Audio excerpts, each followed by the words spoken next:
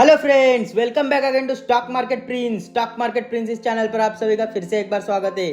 तो friends, video को start करने से पहले आप सभी को पता ही है 22 अप्रैल 2025 को पहलगाम कश्मीर में जो टेररिस्ट अटैक हुआ है, उस आतंकी हमले में 26 बेगुनाह लोगों की जान गई है।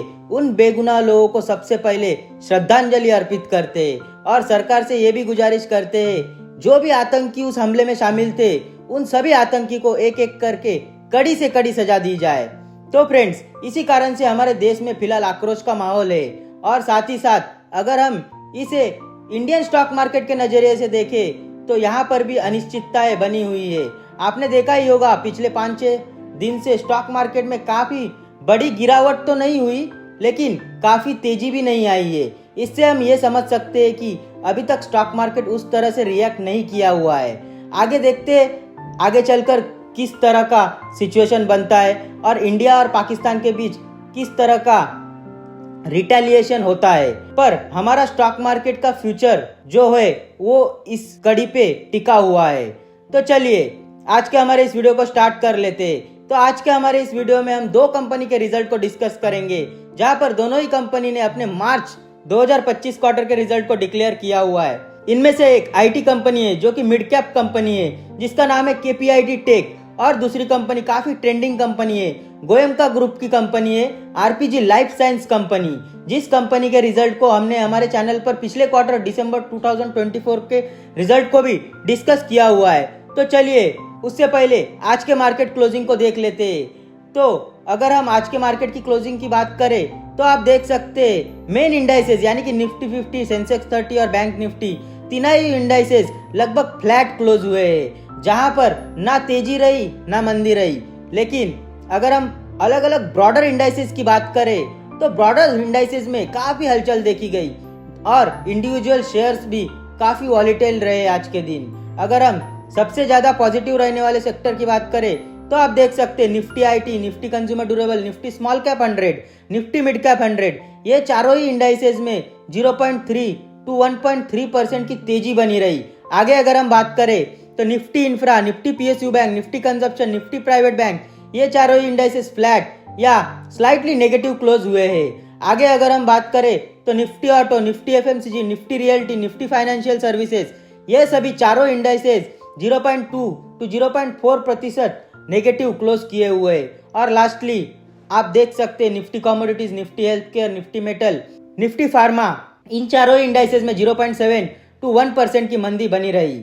तो ये तो हो गया आज के दिन का हाल। आगे अगर हम हमारे वीडियो की बात करें तो आप देख सकते हैं फर्स्ट कंपनी का नाम है आरपीजी लाइफ साइंस लिमिटेड। ये एक छोटी स्मॉल कैप फार्मा कंपनी है जो कि फिलहाल काफी मोमेंटम के साथ परफॉर्म कर रही है। तो देख लेते हैं मार्च क्वार्टर में कैसा रहा इस कंपनी का प्रदर्शन।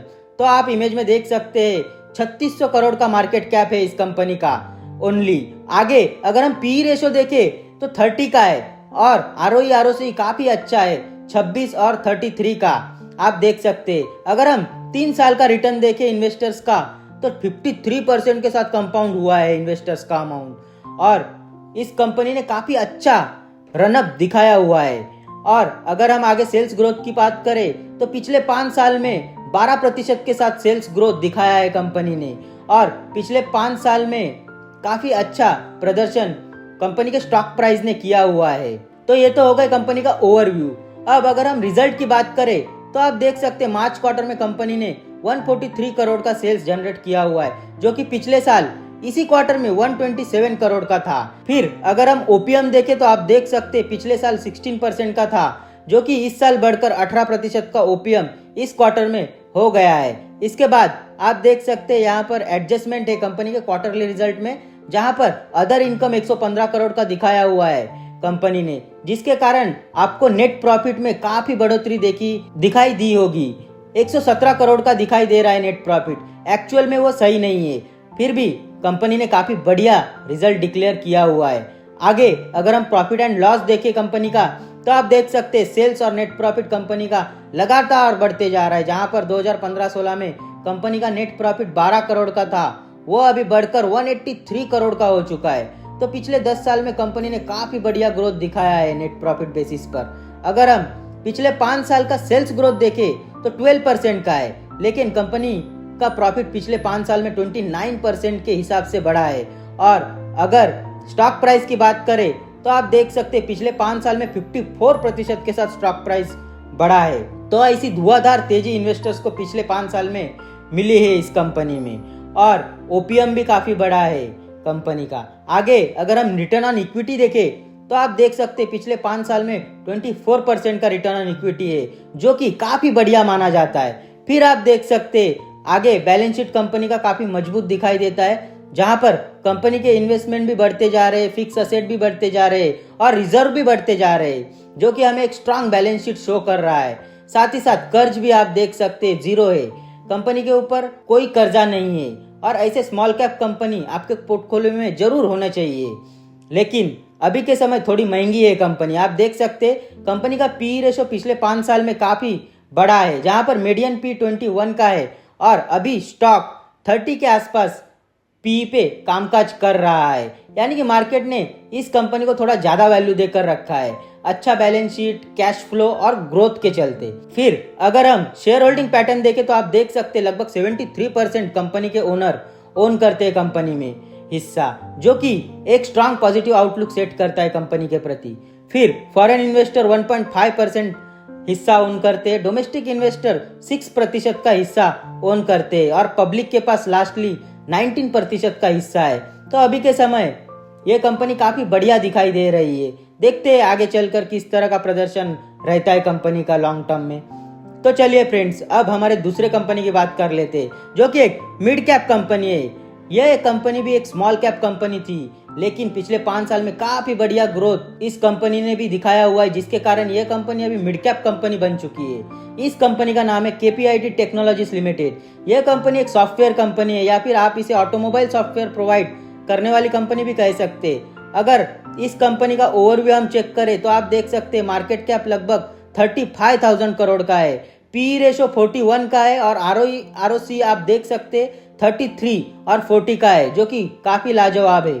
फिर सेल्स ग्रोथ पिछले 5 साल का 22% का है और पिछले 3 साल में रिटर्न अपने इन्वेस्टर्स को 30% के साथ कंपाउंड करके दिया हुआ है इस कंपनी ने। तो चलिए इस कंपनी के क्वार्टरली रिजल्ट को डिस्कस कर लेते हैं। तो आप देख सकते हैं इस क्वार्टर में कंपनी ने 1528 करोड़ का सेल्स जनरेट किया हुआ है, जो कि पिछले साल इसी क्वार्टर में 1318 करोड़ का था। अगर हम ओपीएम की बात करें तो आप देख सकते हैं ओपीएम स्टैग्नेंट है 21% का। फिर अगर हम नेट प्रॉफिट की बात करें तो आप देख सकते हैं 245 करोड़ का नेट प्रॉफिट है इस क्वार्टर में, और पिछले साल इसी क्वार्टर में 166 करोड़ का नेट प्रॉफिट कंपनी ने जनरेट किया हुआ था।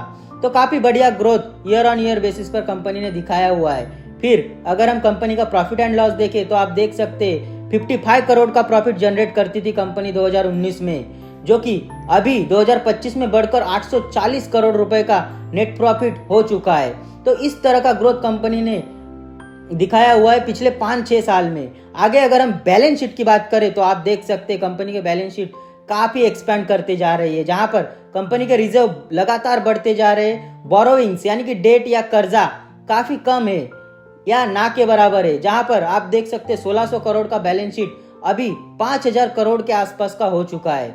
और अगर हम इस कंपनी का वैल्यूएशन देखें यानी कि पी रेशो देखें तो आप देख सकते हैं पिछले 5 साल का मीडियन पी इस कंपनी का 57 के आसपास का है और कंपनी अभी 40 के आसपास के पी पर कामकाज कर रहा है। तो अभी के समय स्टॉक सस्ते में अवेलेबल है।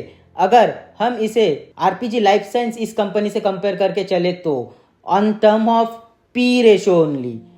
अगर हम इस कंपनी का शेयर होल्डिंग पैटर्न देखें तो आप देख सकते हैं लगभग 40% का हिस्सा प्रोमोटर्स यानी कंपनी के मालिक ओन करते हैं। कंपनी में फॉरेन इन्वेस्टर्स का 17% का हिस्सा है और डोमेस्टिक इन्वेस्टर्स 21% का हिस्सा ओन करते हैं और लास्टली पब्लिक के पास 21% का हिस्सा है ओनली। लेकिन यहाँ पर आप नीचे देख सकते हैं शेयर होल्डर्स काफी बढ़ चुके हैं, जहाँ पर 2021 में 75,000 लोगों के पास ही ये कंपनी के शेयर्स थे, अभी वो बढ़कर 6 लाख लोग हो चुके हैं, जिसका मुख्य कारण है इस कंपनी में आई हुई बड़ी तेजी और स्टॉक काफी मीडिया या न्यूज चैनल पर भी सुर्खियों पर रहता है अमूमन, जिसके कारण काफी सारे रिटेल इन्वेस्टर इस कंपनी को अपने पोर्टफोलियो में शामिल कर चुके हैं। लेकिन कंपनी का ग्रोथ, कंपनी का प्रॉफिट काफी ग्रोइंग है। देखते हैं आगे चलकर किस तरह का चाल बनता है कंपनी के स्टॉक प्राइस में। तो फ्रेंड्स, आज के हमारे इस वीडियो में इतना ही। मिलते हैं नेक्स्ट वीडियो में किसी न्यूज या न्यू रिजल्ट के साथ। तब तक के लिए बाय बाय, सी यू।